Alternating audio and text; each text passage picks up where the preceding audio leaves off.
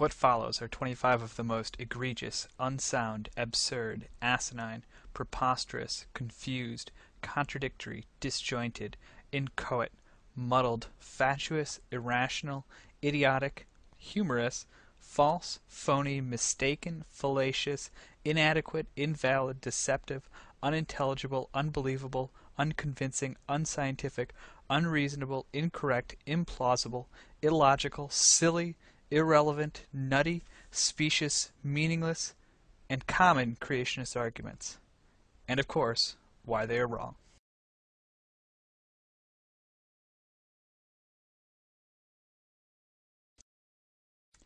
Foundational bias.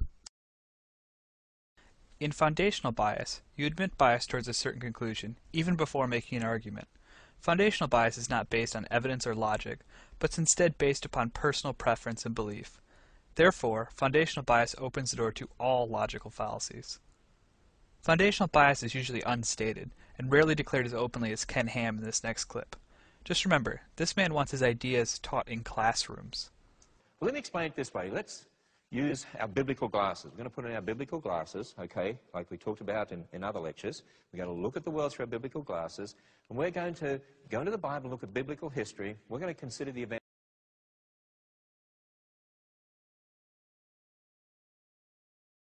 We have that God is a very, very bad engineer. Because they're not interested in developing evidence. They're not interested in engaging in this process of peer review. That the so-called evidence against evolution is not evidence. It's nonsense.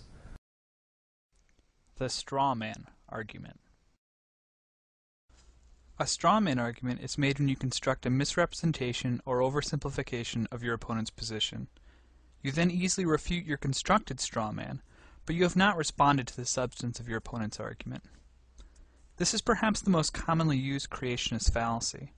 Watch in the next clip as Kirk Cameron sets up a straw man argument against the Big Bang for Ray Comfort to then knock down.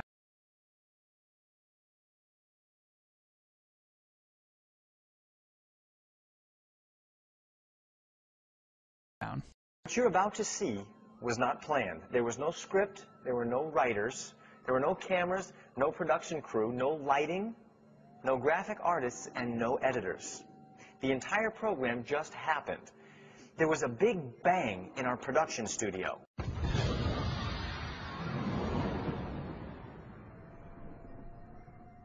And here we are. Could you believe that? Of course you couldn't. Nobody in his right mind could.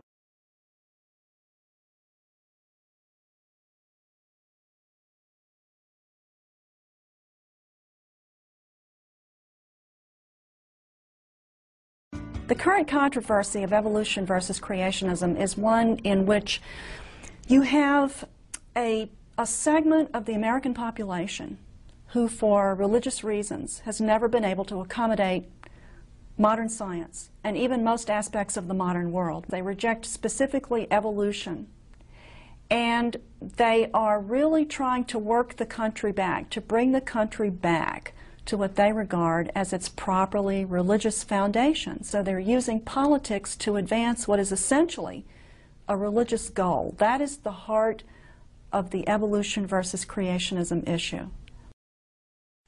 Hasty generalization. A hasty generalization attempts to reach beyond its grasp and draw major conclusions from a minor subset of data. Great claims necessitate great evidence.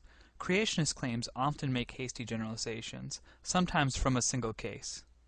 In this next hasty generalization, a conclusion about the entire scientific community is drawn from a minority viewpoint. Google Project Steve for the tongue-in-cheek scientific response to this nonsense. And in the scientific community, growing numbers of scholars are expressing doubts about Darwin's theory and calling for an open hearing for their views. More than 100 scientists, including scholars from Yale, Princeton, MIT, and the Smithsonian, signed on to a statement declaring that they were skeptical of claims for the ability of random mutation and natural selection to account for the complexity of life. Careful examination of the evidence for Darwinian theory should be encouraged. The declaration ran as an ad in the prestigious New York Review of Books.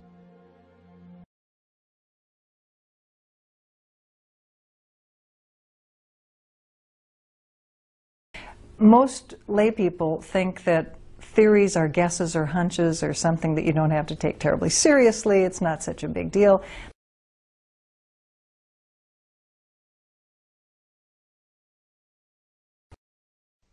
Argument from authority. An argument from authority involves setting up an expert on a subject. The fallacy is not made in merely having an expert, but instead in using their authority to exempt their statements from criticism and to validate their claims. Creationists will trot out any number of PhDs for this reason, but the most egregious and humorous is Kent Hovind's authority.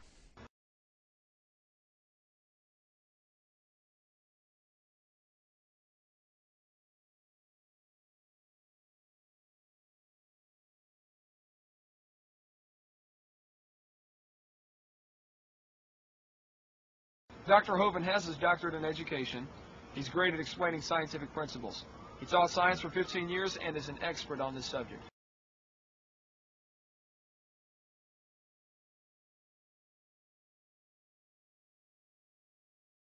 Ad hominem argument. An ad hominem argument consists of issuing an attack against the person making an argument instead of addressing the substance of the argument itself. It is the opposite of an argument from authority. Poor Chuck Darwin is often the target of the ad hominem argument, as seen in the next clip with Ken Ham. Please note that Darwin meant races to mean the equivalent of species.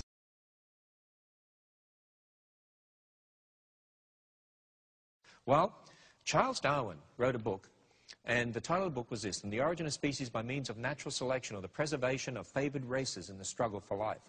You see, Charles Darwin was a racist. I mean, because his evolutionary philosophy was inherently a racist philosophy.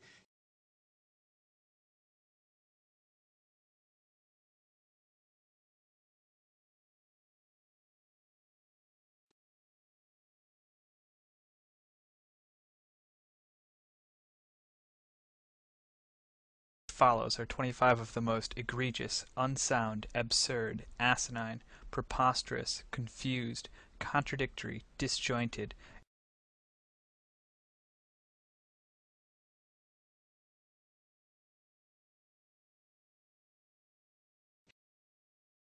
appeal to the majority. An appeal to the majority, also known as an ad populum argument, is made when an argument is asserted to be true because the majority of people believe it to be true. This is similar to an argument from authority. The fallacy is in assuming people's belief in a proposition somehow validates it. In a democracy, the majority elects their government. Yet it is important to realize the majority can never elect the truth. Truth exists independently of whether you believe in it or not. They are still trying to understand how evolution works. There's areas of disagreement, as there is always in science, but there's no overall disagreement or controversy about whether evolution is right or wrong. Most Americans think the Earth is less than 10,000 years old and God made it.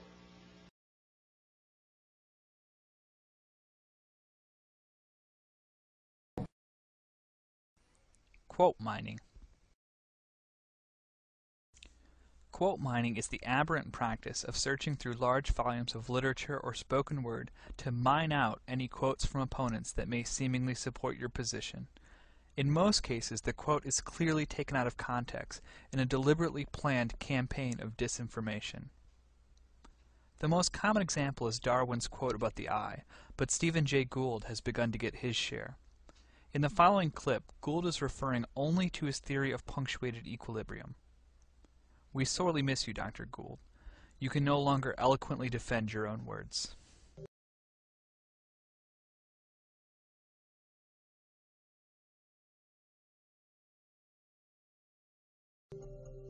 The extreme rarity of transitional forms in the fossil records persists as the trade secret of paleontology.